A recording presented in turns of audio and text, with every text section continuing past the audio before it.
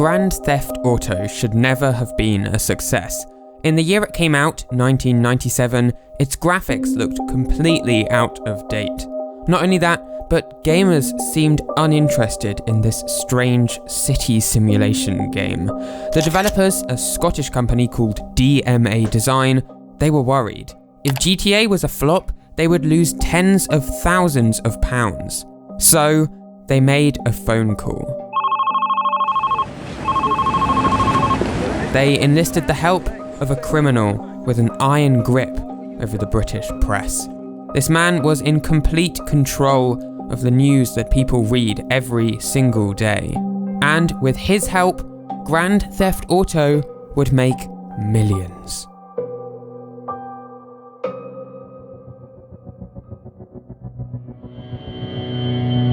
First off, who was this man? Well, his name was Max Clifford, and at the time he was mostly known as a PR specialist, public relations, someone who knew his way around the British press. If he wanted a headline on BBC News or a story in The Sun newspaper, then Max Clifford could make a few phone calls, call in a favour or two, and it would be done. Just like that. He worked with singers, actors, even O.J. Simpson.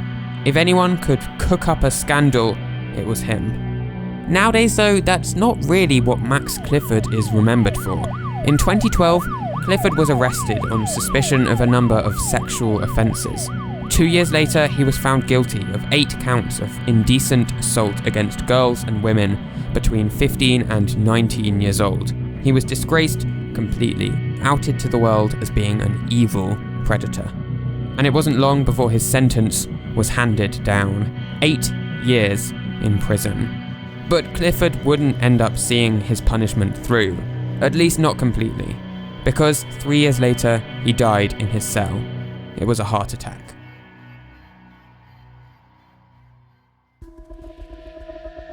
But back in 1997, Clifford's crimes had not yet been exposed. He was known simply as a man who knew how to control the news, how to flirt with controversy. Meanwhile, in Scotland, game developer DMA Design had a problem on their hands. Their upcoming video game, Grand Theft Auto, was struggling through development, to say the least. A developer at the company described the game as, quote, awful and full of bugs. In fact, this developer stated that DMA Design almost canned the whole project. However, over time, Grand Theft Auto began to take on a darker theme, with an emphasis on driving into and killing pedestrians, causing crashes, fighting cops. It all seemed very controversial. DMA's publisher, a company called BMG Interactive, supported this new direction. Most publishers would have shied away from such a controversial subject matter, but BMG came from the music industry. That's what BMG stood for, Bertelsmann Music Group. They were used to scandals with singers and rock stars, so they decided to support DMA's controversial new Grand Theft Auto. However, while the game sounded interesting, it also looked very, very out of date, behind the times. The graphics were not good, to say the least. So, BMG decided to hire someone who knew more than a little about controversy, publicist Max Clifford.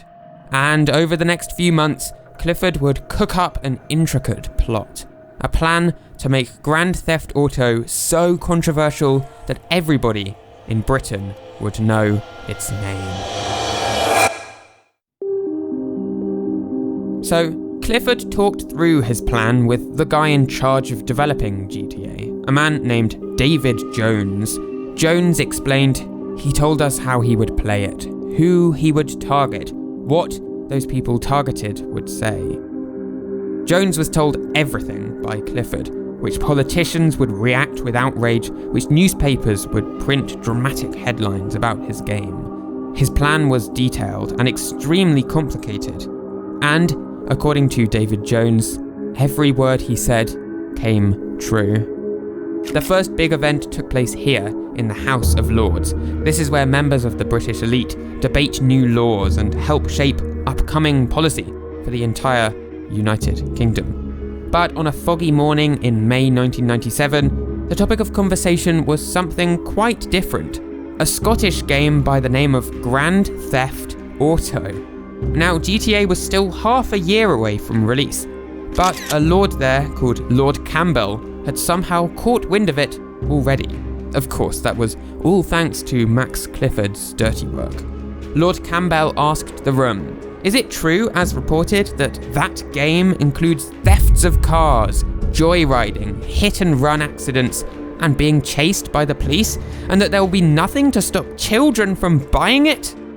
And just like that, GTA went from a little Scottish game no one had heard of to a topic of debate in one of Britain's most influential political institutions. And as the game grew nearer to release, the media buzz only grew louder. The Daily Mail ran the headline, "Criminal computer game that glorifies hit-and-run thugs." News of the World simply wrote, "Ban criminal video game." Here's an example of Max Clifford at work.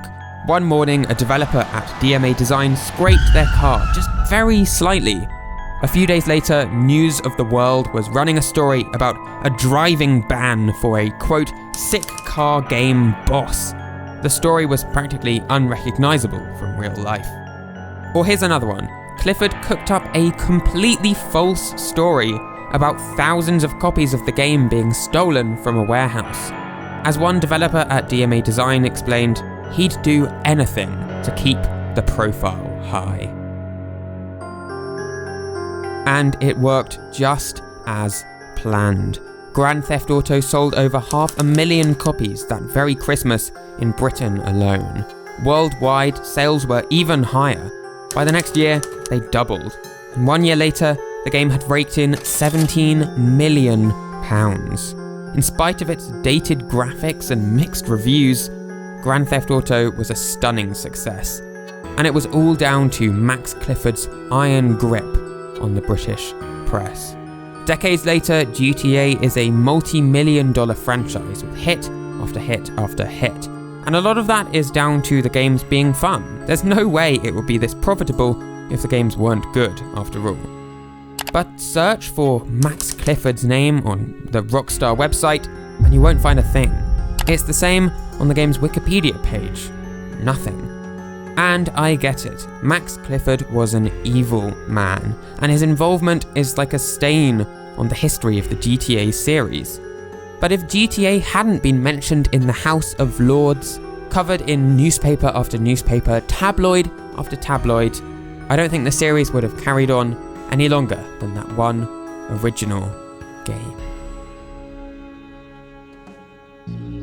This video was based on a 2012 interview by Rebecca Levine and Magnus Anderson. And of course, it was made possible by my patrons. If you want to see more videos like this, subscribe and donate at patreon.com/ThomasGameDocs if at all possible.